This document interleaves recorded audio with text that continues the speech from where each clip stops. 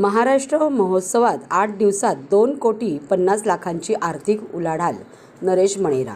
शिवसेना उद्धव बाळासाहेब ठाकरे व वैष्णवी प्रतिष्ठान आयोजित शिवसेना महाराष्ट्र महोत्सवात 90 प्रकारच्या विविध स्टॉलवरील खरेदी विक्रीतून अवघ्या 8 दिवसात 2,50,00,000 रुपयांची आर्थिक उलाढाल झाली. यातून स्थानिक स्टॉलधारकांची आर्थिक उन्नती झाली. शेकडो तरुणांना रोजगार मिळाला.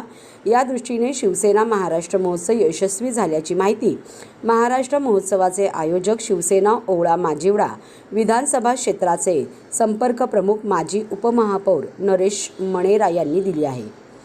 शिवसेना उद्धव बाळासाहेब ठाकरे व वैष्णवी प्रतिष्ठान यांनी रविवारी 4 फेब्रुवारी ते 11 फेब्रुवारी 2024 पर्यंत महाराष्ट्र महोत्सवाचे आयोजन केले होते. यावेळी आगरी, मालवणी, खानदेशी, कोल्हापुरी तसेच विविध प्रदेशातील म्हणजे विदर्भ, मराठवाडा, कोकण, उत्तर महाराष्ट्र, पश्चिम महाराष्ट्र आदी भागातील लज्जतदार खाद्य संस्कृतीचे दर्शन घडविणारे शाकाहारी, मांसाहारी स्टॉल, चहा ते पानपट्टी स्टॉल, पापड, लोणचे, मसाले, अगरबत्ती यांचे स्टॉल, चपला, बूट, पर्स, चामड्याच्या वस्तूंचे स्टॉल, महिलांच्या सौंदर्य प्रसाधनांचे, दागिने, आभूषणांचे, पारंपरिक पैठणी साड्यांपासून ते विविध ड्रेस मटेरियल, सुवासिक परफ्यूम यांचे स्टॉल, बॅग्स, उशी, कवर, बेडशीट, चादर, सतरंजी, पडदे यांचे स्टॉल, दुर्मिळ अलंकारिक वस्तूंचे स्टॉल, घरगुती वापरासाठी आवश्यक वस्तूंचे स्टॉल आदी 90च्या आसपास विविध स्टॉल स्थानिक मराठी माणसांनी व घोडबंदर परिसरात राहणाऱ्या युवकांनी उभारलेले होते. तसेच मनोरंजन व खेळासाठी मेरी गो राऊंड, बोट, मिनी ट्रेन, फुगे फोडणे, चित्र काढणे आदी विविध खेळांचे प्रकार यात समाविष्ट होते. या सर्वांतून महाराष्ट्र महोत्सवाच्या या फक्त 8 दिवसात 2,50,00,000 रुपयांची आर्थिक उलाढाल होऊन स्टॉलधारकांचा चांगला व्यवसाय झाला. शेकडो युवकांना रोजगार मिळाला. याचा निश्चितच आनंद वाटतो. 80% समाजकारण व 20% राजकारण या शिवसेना प्रमुख बाळासाहेब ठाकरे यांच्या तत्वानुसार व पक्षप्रमुख उद्धवजी बाळासाहेब ठाकरे यांच्या प्रेरणेतून महाराष्ट्र महोत्सव आयोजित करण्यात आला होता आणि या महाराष्ट्र महोत्सवानिमित्ताने सर्वसामान्य स्टॉलधारकांची आर्थिक उन्नती झाली. याबद्दल कृतार्थ वाटते असे उद्गार नरेश मणेरा यांनी काढले. आज महाराष्ट्र महोत्सवाचा समारोप झाला आणि मला फार आनंद होतो आहे का या 8 दिवसामध्ये सगळ्या प्रकारच्या लोकांनी या महोत्सवाला भरघोस असा प्रतिसाद दिला. मी तुमच्या माध्यमातून सर्व घोडबंदरवासियांना ते आभार मानतो आणि ज्यांना आजूबाजूच्या लोकांना या महोत्सवाच्या निमित्ताने ट्रॅफिकमुळे ज्या त्रास झाला असेल, आवाजामुळे त्रास झाला असेल, त्यांचं मी शिवसेने उद्धव बाळासाहेब ठाकरे यांच्या वतीने सर्वांचं मी माफी मागतो आणि पुढच्या वर्षी याच्यापेक्षा जोराने, याच्यापेक्षा चांगल्या प्रकारचं आयोजन करून परत पुढच्या वर्षी लोकांना हा महोत्सव कसा आणता येईल या दृष्टीने आमचा प्रयत्न राहील. 3-4 महिने असताना नोव्हेंबर-डिसेंबरमध्येच लोक विचारतात, साहेब आपला महोत्सव कधी आहे. लोकांना उत्सुकता असते, पण पुढच्या वर्षी याहीपेक्षा चांगलं करण्याचा प्रयत्न मी करणार आहे. मी तुमच्या माध्यमातून मी माझ्या सर्व कार्यकर्ते ज्यांनी अहोरात्र मेहनत घेतली त्या सगळ्यांचं मी मनापासून धन्यवाद त्यांना देतो, सगळ्यांचा आभार मानतो आणि ज्यांनी हा महोत्सव सक्सेस करण्यामध्ये त्यांचा मोलाचा सहभाग झाला त्या सर्वांचा मी आभार मानतो आणि तुमचा सगळ्यांचा सुद्धा तुम्ही सुद्धा या महोत्सवाला येऊन याचं चित्रीकरण केलं आणि चांगली प्रसिद्धी दिली, त्याबद्दल तुमचंही मी मनापासून आभार मानतो.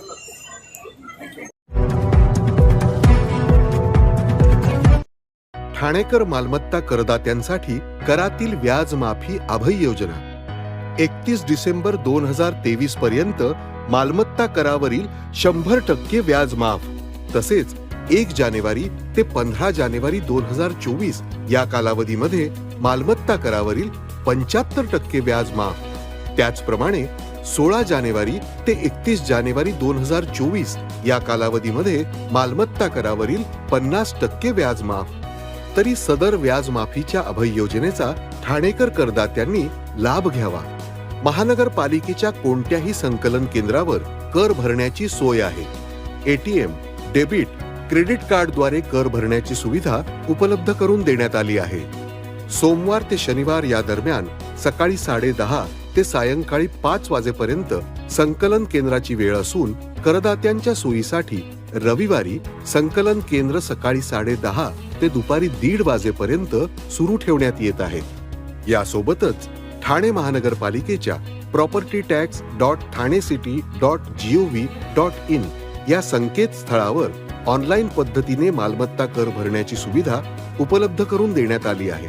तसेच गुगल पे, फोन पे, पेटीएम आणि भीम ॲपद्वारे आपला कर सुलभतेने जमा करू शकता. ठाणे महापालिका क्षेत्रातील सर्व करदात्यांना विनंती आहे की आपण या व्याज माफी अभय योजनेचा जरूर लाभ घ्या आणि आपला मालमत्ता कर लवकरात लवकर महापालिकेमध्ये जमा करून महापालिकेस सहकार्य करा. धन्यवाद.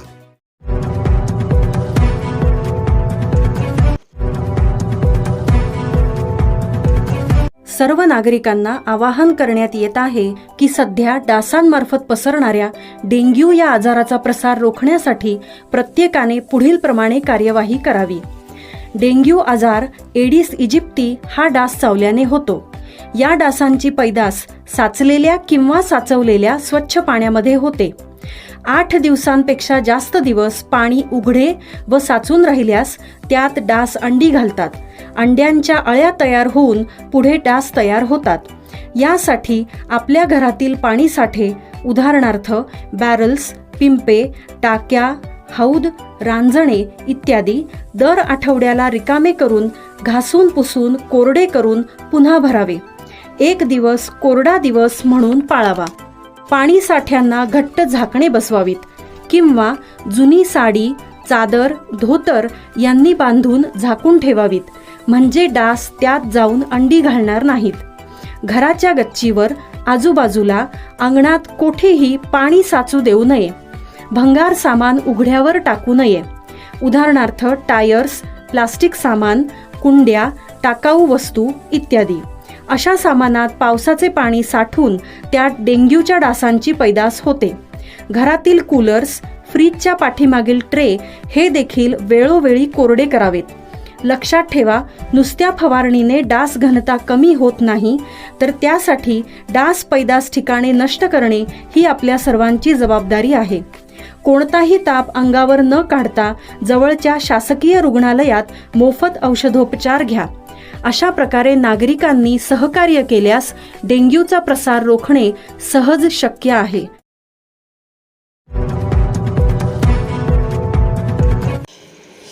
ठाणे वाहतूक पोलीस व ICI लोंबाडतर्फे विद्यार्थ्यांना नागरिकांना मोफत हेल्मेट वाटप. 34व्या रस्ता सुरक्षा अभियानाअंतर्गत ठाणे वाहतूक पोलीस आणि ICICI लोंबाड यांच्यातर्फे शाळेतील मुलं व नागरिक यांना मोफत हेल्मेट वाटप पोलीस उपायुक्त डॉक्टर विनयकुमार राठोड आणि सहाय्यक पोलीस आयुक्त विजय भोसले यांच्या हस्ते करण्यात आले. यावेळी शाळेतील मुलांनी आणि नागरिकांनी बरीच गर्दी केली होती. यावेळी बोलताना पोलीस उपायुक्त डॉक्टर विनयकुमार राठोड म्हणाले, मोटरसायकल चालवणाऱ्या पुढच्या व्यक्तीचा जीव महत्त्वाचा आहे असे नाही, तर मागच्या सीटवर बसलेल्या व्यक्तीचा जीवसुद्धा तितकाच महत्त्वाचा आहे. जसे पुढच्या व्यक्ती हेल्मेट घालतो तसेच मागच्या व्यक्तीने सुद्धा हेल्मेट घालणे महत्त्वाचे आहे. आपण बघितले तर मागे बसलेली लहान मुलं कधीच हेल्मेट घालत नाहीत आणि त्यासाठी या योजनेनुसार विशेष करून लहान मुलांच्या सुरक्षेसाठी ही हेल्मेट आम्ही वाटली आहेत. तरी मोटरसायकल चालवणाऱ्या आणि पाठी बसणाऱ्या दोन्ही व्यक्तींनी हेल्मेट घालणे गरजेचे आहे. रस्ता सुरक्षा कार्यक्रमाच्या निमित्ताने हा हेल्मेट वाटप कार्यक्रम झालेला आहे. ICICI लोंबार्ड आणि यांच्या सहकार्याने हे हेल्मेट वाटण्यात आलेले. अतिशय चांगल्या प्रकारचे हेल्मेट आहेत. आपण पाहू शकता की लहान मुलांना आवडतील असे डिझाईन आहे. इनफॅक्ट अडल्ट हेल्मेट सुद्धा आहेत ते अतिशय चांगल्या क्वालिटीचे हेल्मेट्स आहेत ISM मार्क.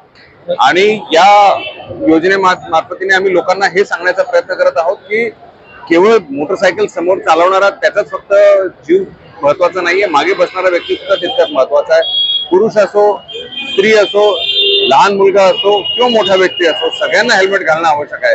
आज आपल्याकडे सुदैवाने 99% लोक समोर बसणारे जे हेल्मेट घालतात, परंतु मागचा व्यक्ती अजूनही हेल्मेट घालत नाही, ही अतिशय दुर्दैवी बाब आहे.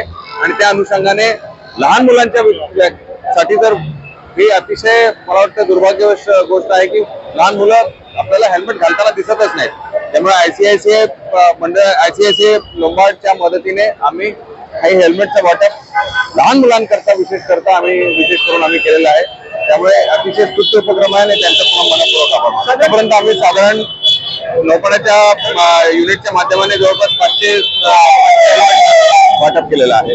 त्याचबरोबर इतर युनिट्समध्ये सुद्धा ही आहे, परंतु त्याचा सक्ती दोघांना आहे. परंतु त्याचा जोपर्यंत आपण पाठपुरावा करून लोकांमध्ये जनजागृती करणार नाही तोपर्यंत हे होणं शक्य नाही. आणि आम्ही त्याचं ऑलरेडी चालू केलेलं आहे. 21वा रस्ता सुरक्षा सप्ताहानिमित्त आता हेल्मेट वाटप आपण काय केलेलं आहे, करत आहे. आणि त्याला कारण हेच आहे की बरेचसे जे ऍक्सिडेंट जे आहे ते झाल्यानंतर त्याच्यात मृत्युमुखी जे पडतात ते फक्त हेल्मेट न घातल्यामुळे मृत्युमुखी पडत असतात. आणि त्याच्यामुळे हेल्मेटची जशी ड्रायव्हिंगला जशी आवश्यकता आहे ड्रायव्हर सीटवरती, तशीच त्याचे पाठीमागे जे बसणारे महिला असेल, लहान बालक असेल किंवा वृद्ध कोणी असेल त्यांना सुद्धा ती हेल्मेटची आवश्यकता आहे. कारण बरेचसे जे ऍक्सिडेंट बघितले गेले तर याच्यामध्ये जो ड्रायव्हिंग करतो तो हेल्मेट घालून सेफमध्ये राहतो, परंतु पाठीमागे जी बसणारी व्यक्ती असते ती त्याच्यामध्ये ते हानी पोचते याच्यावर. त्यामुळे हे दोघांनाही हेल्मेट घालणं आवश्यक आहे. त्यामुळे हा आम्ही उपक्रम राबवलेला आहे. आणि शाळेचे विद्यार्थी, त्यांचे पालक यांना आम्ही हेल्मेटचं वाटप केलेलं आहे. नौपाडा युनिट उत्तर लोकांना एवढंच आवाहन करेन की ज्यावेळी आपण बाईक घेऊन कुठेही आपण बाहेर पडणार तर हेल्मेट शिवाय बाहेर पडू नये. हेल्मेट घालावं आणि पाठीमागे जे व्यक्ती बसणार असेल त्यांना सुद्धा अवश्य हेल्मेट वापरावं, एवढंच मी आवाहन करतो.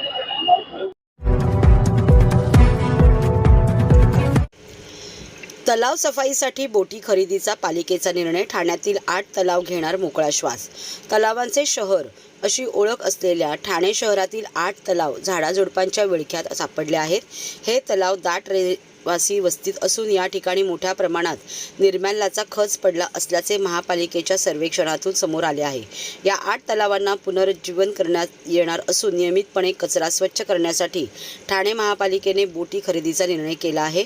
दरम्यान बोटी खरेदीचा प्रक्रिया लवकर पूर्ण करण्यात येणार असून अस्वच्छ असलेले 8 तलाव आता मोकळा श्वास घेणार आहे. ठाणे महानगरपालिका हद्दीत एकूण 37 तलाव आहेत. सद्यस्थितीत 9 तलावांवर बोटी उपलब्ध आहेत. दरम्यान अमृत तलाव योजनेअंतर्गत 8 तलावांना बोटी प्राप्त होणार आहे. तसेच राष्ट्रीय तलाव संवर्धन योजनेअंतर्गत 5 तलावांना बोटी प्राप्त होणार आहे. एकूण 37 तलावांपैकी 21 तलावांना बोटी प्राप्त होणार आहेत, तर उर्वरित 16 तलावांना बोटींची आवश्यकता आहे. परंतु काही तलावांच्या ठिकाणी बोटींची आवश्यकता नसल्यामुळे सद्यस्थितीतील 8 तलावांना बोटींची आवश्यकता आहे.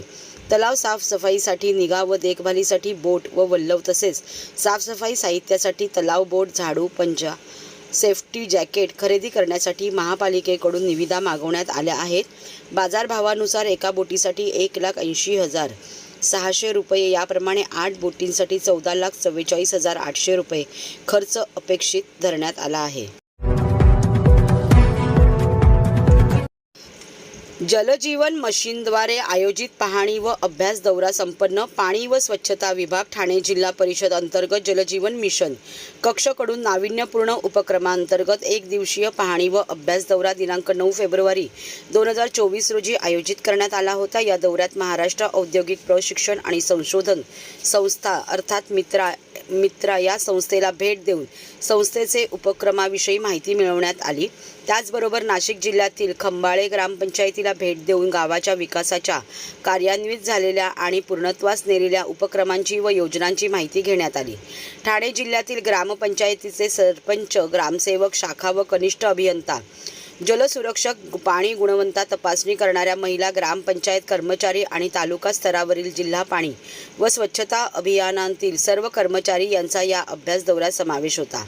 ठाणे जिल्ह्यातील या अभ्यास दौऱ्याला जिल्हा पाणी व स्वच्छता मिशनचे प्रकल्प संचालक पंडित राठोड यांनी अभ्यास दौऱ्यासाठी केलेल्या वाहनास हिरवा झेंडा दाखवून अभ्यास दौऱ्याचे उद्घाटन केले। यावेळी दौऱ्याच्या यशस्वीतेसाठी त्यांनी शुभेच्छा दिल्या। या दौऱ्यात मित्राच्या अधिकाऱ्यांनी संस्थेच्या कामकाजाविषयी अभ्यासकांना सविस्तर माहिती दिली, तर मौजे, खंबाळे, तालुका त्र्यंबकेश्वर या ग्रामपंचायत मार्फत गावात राबवण्यात येत असलेल्या योजना आणि पूर्णत्वास नेलेल्या प्रकल्पांची सविस्तर माहिती दिली। यावेळी खंबाळे गावाचे सरपंच, उपसरपंच व सदस्य आणि ग्रामसेवक यांनी अभ्यासकांसाठी कार्यक्रमाचेही आयोजन केले होते। अभ्यास दौऱ्याला जिल्हा पाणी स्वच्छता मिशनचे प्रकल्प संचालक पंडित राठोड आणि पाणी व स्वच्छता विभागाचे DPM अनिल निश्चिते आणि याच विभागाच्या जिल्हा माहिती व संवाद तज्ज्ञ प्रमिला सोनावणे यांनी परिश्रमपूर्वक यशस्वी नियोजन केले। तसेच आयोजनासाठी कार्यकारी अभियंता जल जीवन मिशन कक्ष प्रदीप कुलकर्णी, लेखाधिकारी श्रीमती ज्योती जगताप यांचे मार्गदर्शन व सहकार्य लाभले।